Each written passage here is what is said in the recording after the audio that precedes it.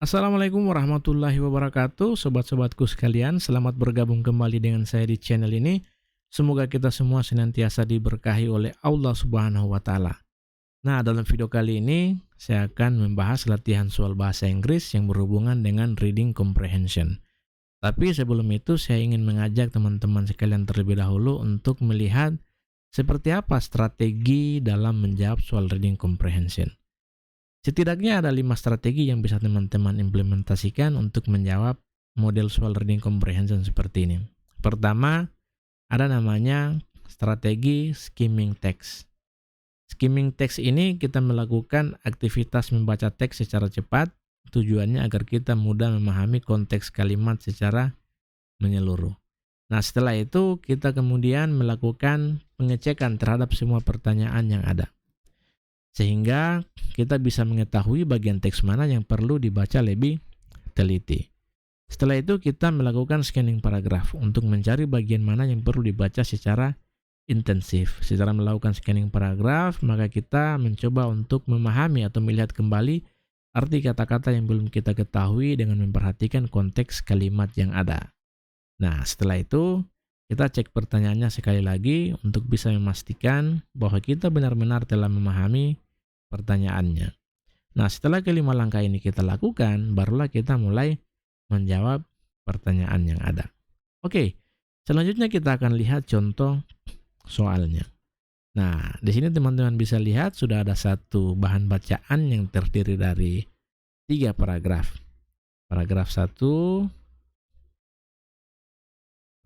ada di sini, paragraf 2, paragraf 3. Nah, bahan bacaan ini akan menjadi rujukan kita untuk menjawab pertanyaan nomor 1 sampai dengan nomor 10.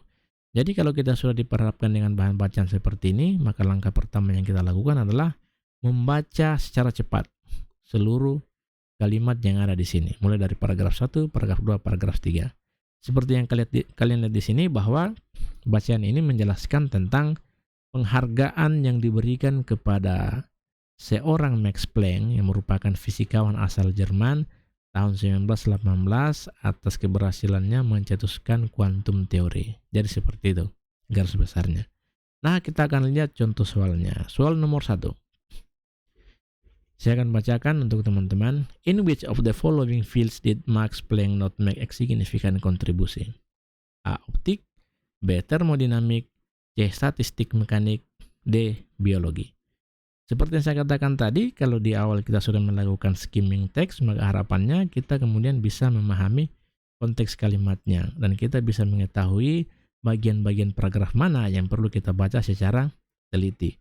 Dari pertanyaan ini, kemudian kita bisa melihat bahwa jawabannya ada pada paragraf terakhir. Jadi pertanyaannya itu tentang bidang mana yang bukan merupakan kontribusi signifikan dari seorang Max Planck. Nah, jawabannya itu adalah D, biologi. Kenapa? Karena kalau kita lihat paragraf terakhir, di sini disebutkan bahwa Planck made significant contribution to optic, thermodynamic, and statistical mechanics, physical chemistry, and other field. Tidak disebutkan di sini biologi, berarti otomatis jawabannya adalah D, biologi. Oke, selanjutnya kita akan lihat pertanyaan nomor 2. The word revolutionary as used in line 16 means. Jadi kata revolusioner pada line 16 ini berarti A. dangerous, B. extremist, C. momentous, D. militarist. Nah, lagi-lagi saya ingin mengingatkan kepada teman-teman bahwa fungsinya kita melakukan skimming text adalah agar kita mampu memahami konteks kalimat, konteks bacaan. Nah, kalau misalnya jawaban dari pertanyaan ini tidak tertera pada bacaan yang ada, maka yang harus kita lakukan adalah memahami konteks kalimatnya.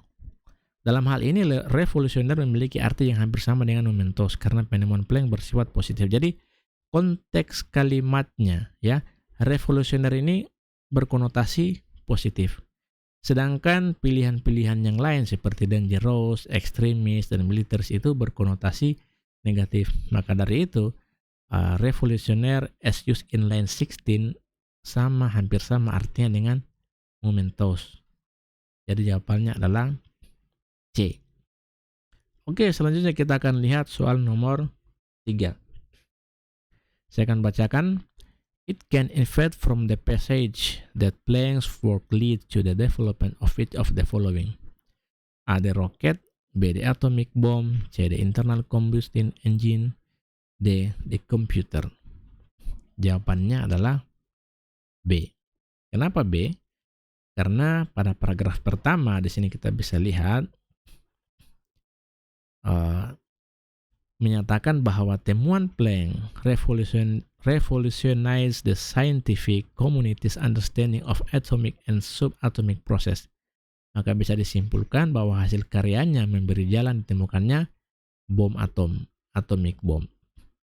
Penemuan-penemuan lainnya seperti yang disebutkan dalam pilihan jawaban A, C, dan D bukan akibat langsung dari penemuan Planck. Jadi di sini kalau kita lihat pada paragraf pertama sudah dijelaskan bahwa temuan Planck ini berdampak langsung pada ditemukannya atau terciptanya bom atom. Berarti jawabannya adalah B. Selanjutnya kita akan lihat pertanyaan nomor 4. The particle of electromagnetic radiation given off by matter are known as A. Quantum, B. Atoms, C. Electron, D. Valences. Jawabannya adalah A. Quantum. Ya, karena kalau kita lihat secara langsung bahwa partikel dari elektromagnetik radiasi memberikan makna pengetahuan terhadap kuantum teori. Nah, ini ada pada paragraf pertama. Kita baca di sini ya. Kuantum teori. Oke, selanjutnya kita akan lihat soal nomor 5. The word universal as used in line 9 most nearly means A. Planetary, cosmic, worldwide, always present. Nah, lagi-lagi di sini saya ingin mengajak teman-teman untuk memahami konteks kalimat. Kalau misalnya jawaban-jawaban yang tersaji di sini tidak ada dalam bacaan, maka kita harus memahami konteks kalimatnya. Dalam konteks teori Planck, arti dari universal adalah always present. Ya, kenapa? Karena yang lain, pilihan A, pilihan B, dan pilihan C itu berhubungan dengan istilah di dunia geografi atau astronomi. Ya, jadi ini tidak berhubungan dengan apa yang dilakukan oleh Planck di dunia fisika. Jadi seperti itu. Kita pahami konteksnya bicara tentang apa, maka itu kita kaitkan dengan jawaban yang ada dalam pertanyaan. Oke, selanjutnya kita akan lihat soal nomor 6. The implication in this passage is that A. Only a German physicist could discover such a theory. B. Quantum theory, which led to the development of 20th century physics, is basically a mathematical formula. C. Planck's constant was not discernible before 19. The radiation was hard to study. Jawabannya adalah B.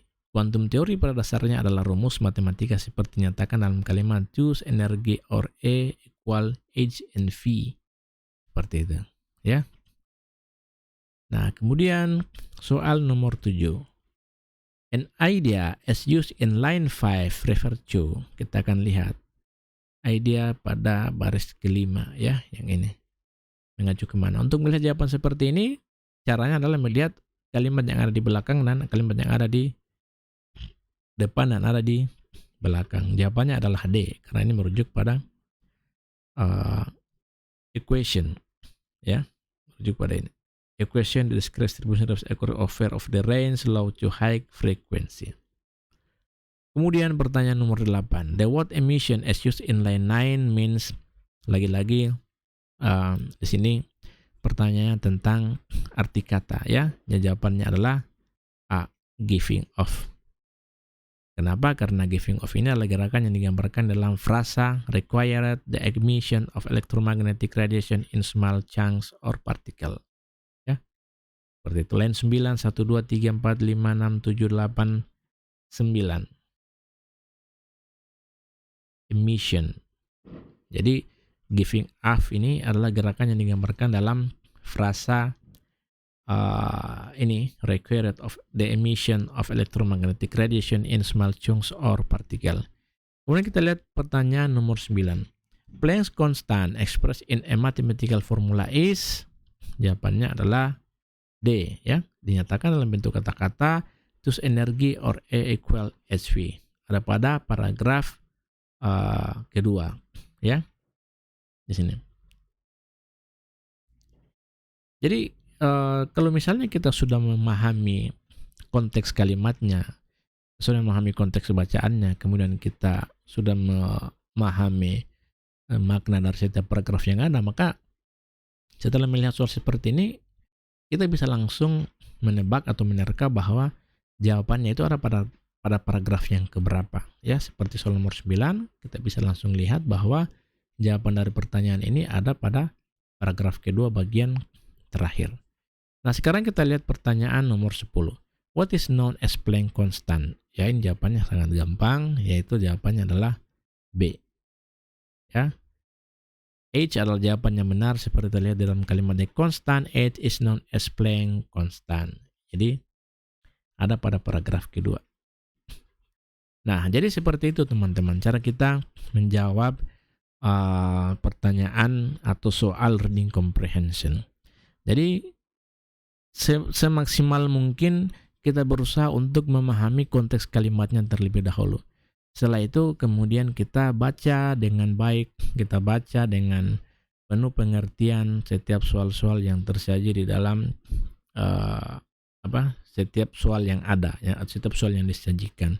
Dengan demikian maka bisa memudahkan kita untuk mengetahui pada bagian mana jawaban dari soal yang dipertanyakan. Pada akhirnya sebuah usaha maupun harapan akan selalu ada pada seseorang yang senantiasa berdoa dan berjuang tanpa menyerah.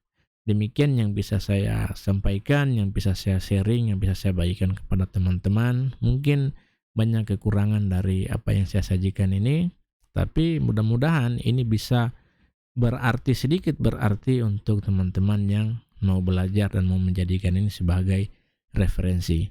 Saya doakan untuk semua teman-teman yang sedang berusaha atau berproses ingin meraih yang diinginkan, agar dimudahkan langkahnya dan berhasil sampai pada garis finish. Oke, itu saja yang bisa saya jelaskan. Lebih dan kurangnya mohon dimaafkan. Saya akhiri dengan ucapan wabillahi taufiq wal hidayah. Wassalamualaikum warahmatullahi wabarakatuh.